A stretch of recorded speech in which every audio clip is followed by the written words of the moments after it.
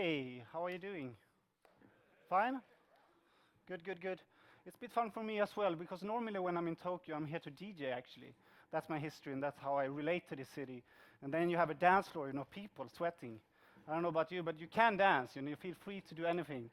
But we're gonna do a little bit of a different session today. And whole that DJ thing, that was a few years ago.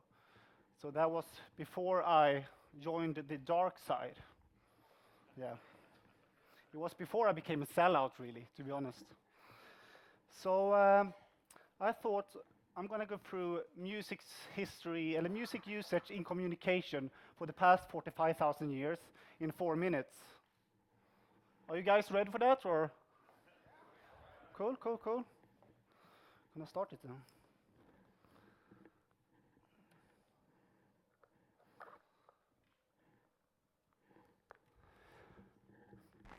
Life starts with a heartbeat. A simple rhythm that beats within us like a metronome. And rhythm is the foundation of all music. And music follows us throughout life, creating memories with friends and family that we cherish forever. And it's the same for me and for you and for everyone in this room.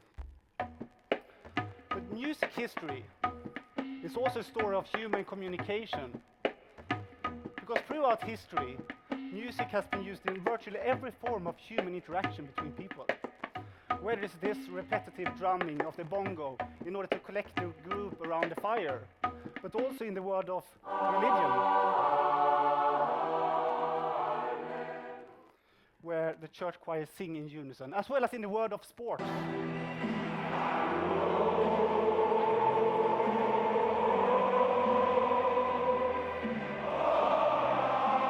And in the world of politics, with the national anthems sung in order to cause our hearts stir with pride and joy for our nation. So simply put, music is emotions put into communication. Do you know this guy? Anyone? Okay, it's Plato. And Plato was super scared of music actually, because he saw that music was such a powerful tool for communication, so he thought that it should be prohibited. It should be banned by the state basically. The Taliban did it. But of course the complete opposite thing happened.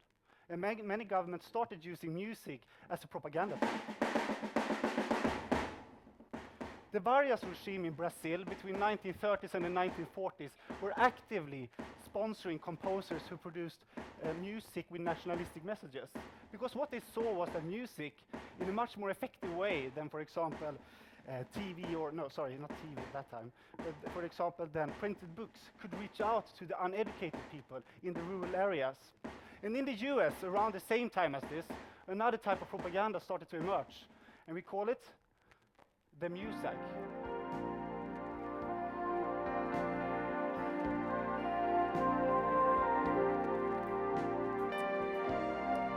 So entrepreneur George Squire that founded music, he had seen that the right played music in factories could actually improve the working morale.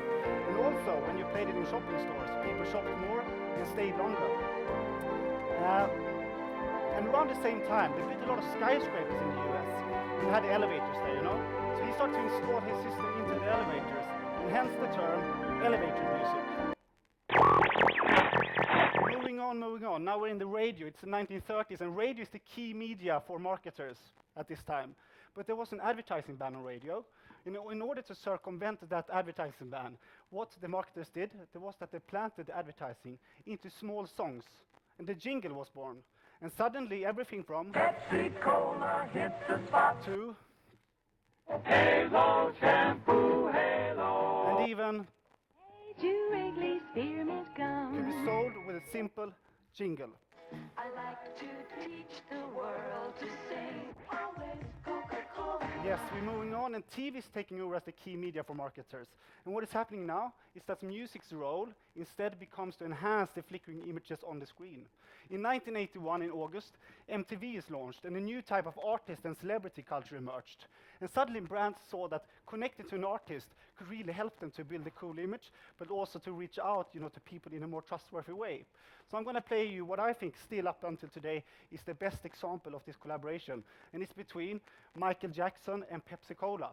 And they had actually Michael Jackson changing the lyrics of Billie Jean to You're the Pepsi generation. You Can Dance Cause Now. it down and taste the thrill of the day.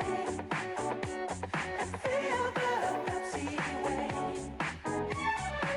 Taste the thrill of the day.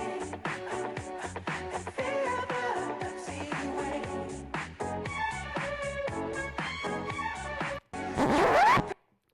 Yes. So are you still with me? Yeah, cool, cool, cool. So we're going to look a bit about the future. We're going to see about the future and what's happening now in music and communication. And the future used to sound something like this.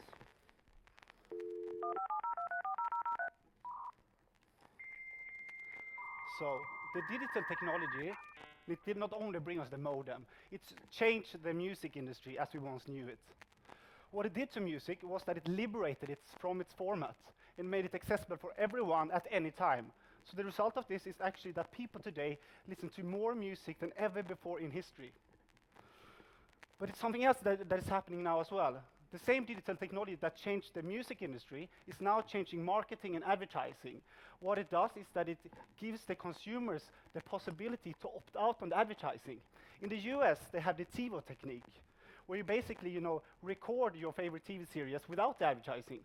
And many, many people, and much more people today, stream their favorite TV series from the internet without advertising. So it's getting harder and harder to buy people's attention. Today, you have to deserve it. Okay, Swedes were a bit, a bit negative sometimes, but 75% of people in Sweden actively avoid all type of advertising. And that is if it's on TV, internet, or billboards. So what should a company do? You should bite an apple. No, you shouldn't. What you should do is to build a brand. A brand being the emotional connection between the product and the consumer. So I don't know, did anyone in here do marketing class? Some people, yeah, okay. You know about these 4 Ps maybe. How to position a product on the marketplace through product, price, place, and promotion. So that you can forget about. Because today it's about the 4 E's. And that is about emotions, it's about building experiences, it's about engaging with people, and it's about exclusivity. And these 4 core ingredients also happens to be the DNA of what is referred to as music branding. So music is, as I've shown you, emotions put into communication. Music engages people in a conversation. If you look at the social media networks, 50% of the people surfing those sites are surfing in order to find music or listen to artists. And music and artists offers ways to build memorable experiences for brands.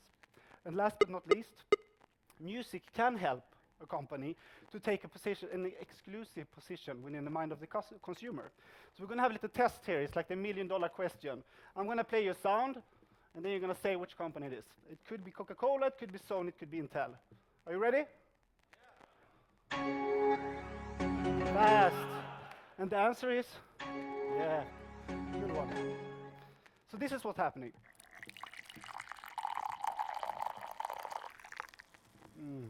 We're getting ready for that. But Starbucks, that was a company that was quite early out in answering the question of how does their brand sound. When they built the Starbucks experience, it was about building a brand experience, and music was a great part of that. And actually, they had a record label for a while, being the 4th biggest resellers of CDs in the US. Another example is Red Bull. Tell the people what you're here for. So what Red Bull done is to take a very trustworthy position within the culture of music. They're promoting through the Red Bull Music Academy upcoming DJs and artists in a much more effective and trustworthy way than traditional advertising. They're connecting to their consumers, and they're actually not even talking about consumers, they're talking about fans of their brand. Another example, the Swedish one, Absolut Vodka, they are now moving more and more of their traditional marketing money to building cultural assets. For example, the latest one, it was a documentary by Jay-Z. So a lot of things happening in this field, and more brands are moving into music in new ways. Now you can sing along, because you know this one. I'm loving it. Is this the place to eat? Since I don't cook, I'll just rock to the beat. 华人嘻哈不就喜欢 Come on 这是全新的嘻哈 Идти по жизни с поднятой головой Действовать, побеждать и быть самим собой 你快啲俾啲新嘢嚟嘅刺激我要追你下面啦老細多謝晒 I'm loving it I'm loving it. All right, it can feel a bit cheesy, but McDonald's understood 15 years before all other brands that it's just as important how your brand sounds than as it is how your brand looks.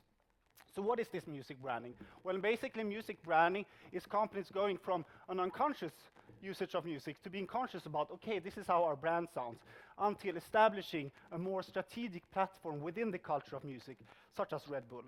So what we're seeing now is that the brands are really the new record labels. And we're no longer talking about consumer. We are talking about how to turn consumers into fans of the brand. So let's see, what's the future of all of this? Actually, I have it here. I printed it on 250 copies limited vinyl. It's the beta version of my new book, Sounds Like Branding, which tells the full story about how brands and bands are starting to connect together. But it also tells you a story and something that I learned here in Tokyo, that it's not always about screaming louder and sounding more. It's about sounding right, to be honest.